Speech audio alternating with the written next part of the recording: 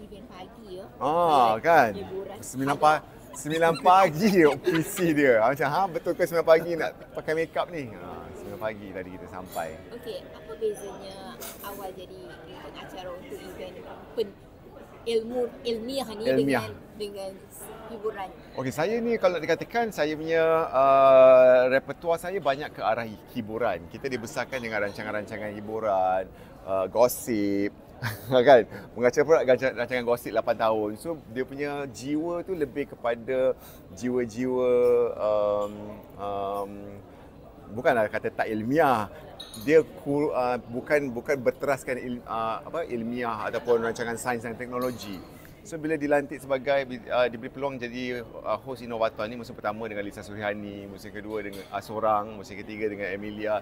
So dia banyak orang kata transition daripada happy go lucky, happy cakap lepas, cerita pasal hal orang tiba-tiba kepada satu program yang sangat structured, yang sangat ilmiah dan ianya kolaborasi antara dua kementerian Ekonomi dan juga Kementerian Sains, Teknologi dan Inovasi. So memang orang kata kaki terikat, tangan terikat, mulut pun terikat. Tapi sebenarnya benda tu bagus sebab dia macam practice untuk saya jadi lebih kompos, lebih tenang, lebih relax dan lebih menjaga tutur kata.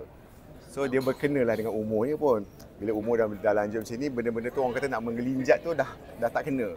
So sekarang ni dia pakai suit, dia tegak, dia lebih kepada corporate lah.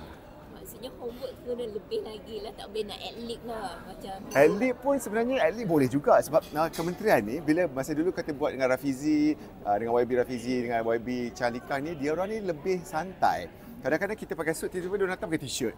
So kita rasa macam alamak, YB pun pakai t-shirt dengan blazer, kita pakai suit dengan tie semua. Okeylah kita buka cabut tie ni sebab dia orang santai. Dan kita dapat menteri-menteri yang sangat berjiwa rakyat, happy. Dia orang go to the roots of masalah-masalah rakyat. So benda tu yang membuatkan saya dengan co-host saya jadi macam kita santai je lah. Tak adalah orang kata terikat daripada segi protokol ke apa, tak ada. Bergandingan dengan Emilia kan? Apa pandangan awal tentang Emilia? Emilia ni seorang perempuan ataupun seorang pengacara yang sangat senang untuk kita bekerjasama dengan dia. Bila digandingkan dengan Emilia Henderson, mengingatkan saya ketika saya bergandingan dengan Marion Conter untuk program One in a Million dulu. Sebiji dia macam semua benda macam apa abang you do it, abang okay I just ikut je. Kadang-kadang kita macam tengah berkata it's okay bang, it's okay, don't worry, let's just go there and buat. Dia macam sangat santai dan tidak, orang kata tidak plan. Pergi je, keluar je. Kita orang punya show dah masuk season awal dengan Emilia dah buat 2 season. Sekarang dah episod ke-6. Kita tak pernah pun rehearsal. Dia jumpa dia set kat bilik dia, jumpa kat belakang. Okay, jom. Dia kat belah sana, saya kat sini. Dia kata perkenalkan host, dua-dua keluar. So bila kita keluar tu terus tanpa ada sebarang rehearsal, dia jive. Dia boleh jadi. So aku tengok chemistry kat situ macam okay. Dah kenal dia pun jenis yang macam kalau awal ambil skrip dia ambil skrip awal. Memang sentiasa ada that chemistry lah awal dengan dia. Tak ada nak overus. Tak ada nak over, tak ada nak bunuh kita, tak ada nak nampak lagi bagus. Dia macam abang apa, it's okay. So tu tengok dia macam teringat pasal dengan Marion dulu macam tu lah. Marion macam tak apa, you do all the talking, I duduk kat sebelah you je. kan. So itu yang membuat kau macam seronok sebenarnya bila bekerja dengan orang yang tidak terlalu kata dia macam tak beria. Itu membuatkan benda tu jadi lively dan bersahaja. Sekarang ni awak tengok awal kan banyak mengacara kan. Awak ada berlakon. Macam mana dia kerjaya seni lakonan tu? Orang semua tanya kenapa tak berlakon. Saya sebenarnya berlakon ni sebenarnya bukanlah nak kata dah berhenti 100%, tak. Tapi semua masih mencari benda yang sesuai. Cuba cari watak yang sesuai, cari naskah yang sesuai.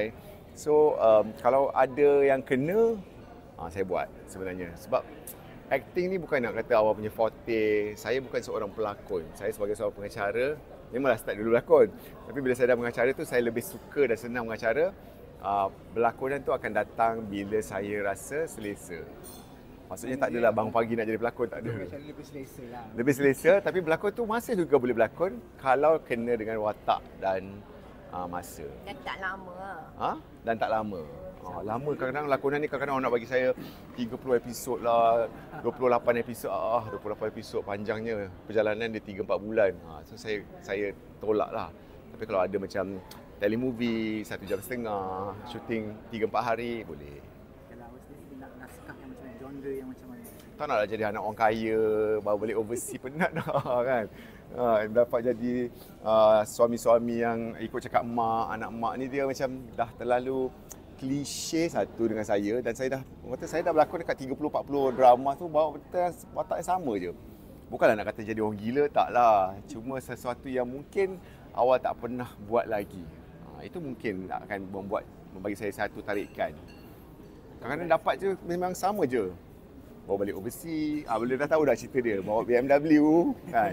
Pakai handsel smart, anak bapak maju holding macam tu kan. Tapi awak tengok sekarang kan, lakonan drama-drama yang trend di mana banyak isu rumah tangga dimainkan, curang dan sebagainya. Betul. So awal punya pilihan adakah ke situ kalau diberi pilihan ataupun diberi tawaran? Kalau dia mencabar saya sebagai seorang pelakon, okey boleh jadi anak mak, tapi anak mak yang terlalu mengikut cakap mak sampai meninggalkan tanggungjawab dia sebagai suami, menarik.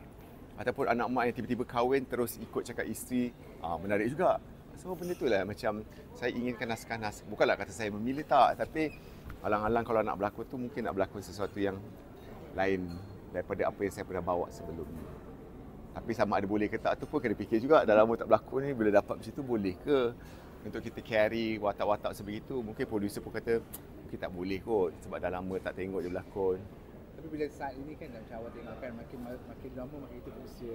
Sebenarnya memilih dalam satu drama tersebut melihat skrip mungkin. Boleh melihat skrip dan kesesuaian dia, sama ada saya boleh bawa watak tu tak. Saya pernah dapat watak sebagai penggoda kepada lelaki. Macam mana saya nak buat? Mungkin benda tu menarik. Lelaki dia ada hubungan dengan lelaki lain secara senyap-senyap. Saya kena fikir, alamak aku ada anak ni nanti apa benda. Tak kena dengan saya sebagai seorang suami dan juga bapa kepada anak-anak saya. So terpaksa tolak juga. Kalau saya bujang mungkin drama tu akan terjadi. Sebab impact dia kita kena fikir pasal orang-orang kat sekeliling kita. Itu belum mak saya tengok lagi. Nanti nak kena menjawab dengan dia, kenapalah buat cerita-cerita macam ni. Mak-mak ni suka tengok drama dan dia terpercaya dengan drama tu. Mak saya pernah menangis tengok saya berlakon. Kenapa buat macam tu? Mak, drama je mak, berlakon je. Mak tak suka dah, jangan berlakon dah macam ni lagi. Dah kena layan kan. So itu antara benda-benda yang saya pertimbangkan lah sebelum berlakon. Awak cakap pasal inovasi kan? Ya. Kita sekarang ni ada macam satu. Saya dah tahu pasal benda ni lama dah sebelum dia jadi isu, sebab bila kita tengok ada satu ketika tu anak saya berbual dengan orang dekat dalam game tu. Saya kata tengah borak dengan siapa? Player lain. Macam mana dia boleh borak dengan dia? Dia kata ni.